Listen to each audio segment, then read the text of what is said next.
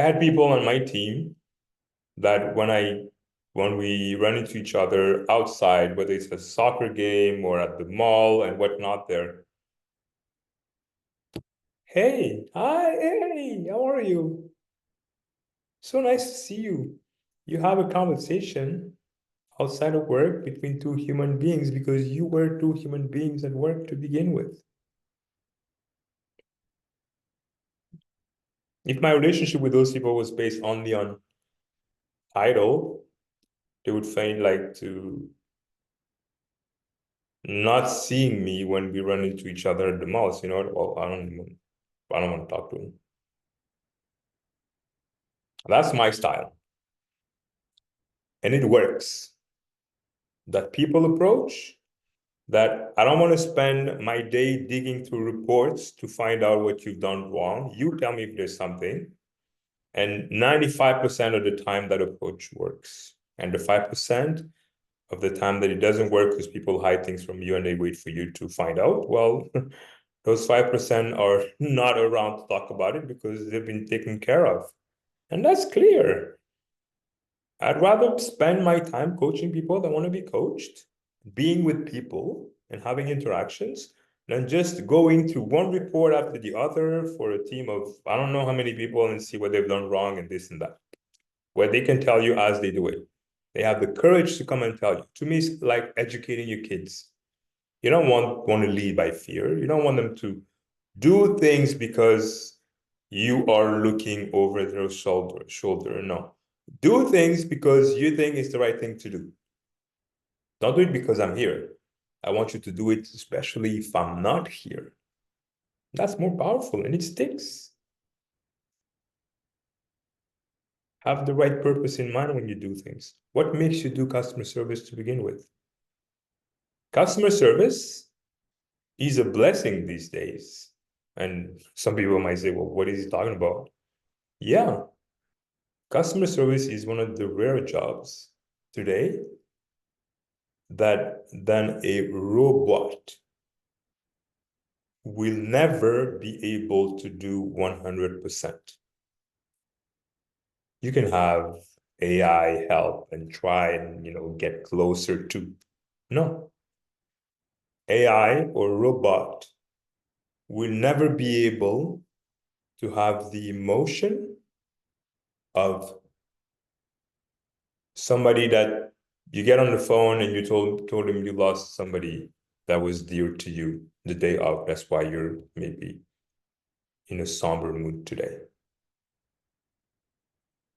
A good customer service representative and a good person, period, will know what to say to a customer that says that.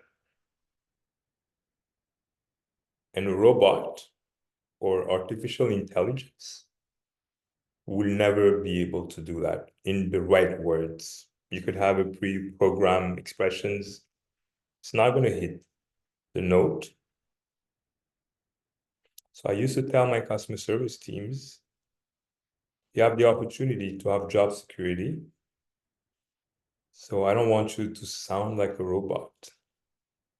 Sound like a genuine, authentic human being, because that's what the human being on the other side of the phone is looking for.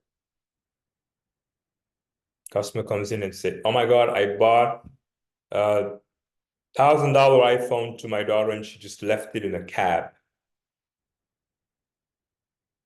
They're not looking to hear, well, we'll just get you another one, sir. No, oh my God, oh wow, it happened to me too. And that sucks because we're in a difficult economy and I have other things to do with $1,000 and to buy another phone for my daughter who just doesn't know where to put it. People want to hear that. They want people to relate. Computer or robot will never be able to do that. At least not like a human being. So I would tell the people working on my teams and say, if you hear like a robot, why am I paying you this salary where I could have a robot do the exact same thing and not cost me in vacation days, not be late, not asking me for sick days, not needing coachings every week, not bringing personal problems at work and wanting and everything, right? Why am I paying you when I could have a robot to do the same thing without the inconvenience? So think about that all the time. So that put it in perspective. And I have another example. Was way back when I started coaching, and we were doing a kind of a roundtable team meeting. Class of newbies, hired recently, very fresh and whatnot there. And we were talking about who believes in the glass half full and half empty. And then we're going around the table, and I get to this last guy there. And I'm like, so what kind of you like the glass half full or half empty? And the guy says something that to this day I still remember. He looks at me, he goes, man, I'm just happy I have a glass. Wow. Wow. That guy was the hardest guy, working person on the team. That guy was never late. He had a shift starting, I don't know, let's say 10 a.m. He was there half an hour before the shift. The call center was in a remote area between two highways, very difficult to access with public transit. Didn't have a car. Would take two buses and a metro to come to work. He was never late. People had cars who were late. He was not. That guy had a career, became a manager in, I don't know what, 3, 4 years? It's as simple as that. It's a philosophy, it's a mindset.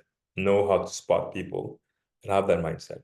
And if you help them along the way, they're going to go far because they're resilient, because of most likely where they come from. They have that work ethic, know how to spot them earlier. Water the flowers and not the weeds. Don't waste too much time with people that don't show anything or any signs of wanting to progress. Spend that time with people that do want to progress and advance and learn. That's the team leading part. And in the SME team, I want to come back to that team when I put all those steps in the team meeting and the structure and the advancement and the process and having that meritocracy being evident for everybody to know what they needed to do to advance. And then the other people seeing that if you did this, you did advance. I was able to raise the engagement level on that team by 21% in less than a year. 21%. When the survey came out the next year, when they were asked how they felt in terms of engagement in the team and towards the company, the score went up 21%. Right there. If you needed any proof, not that I needed one, but that's how much good it could do to you. Little steps, having the right state of mind and leading by example.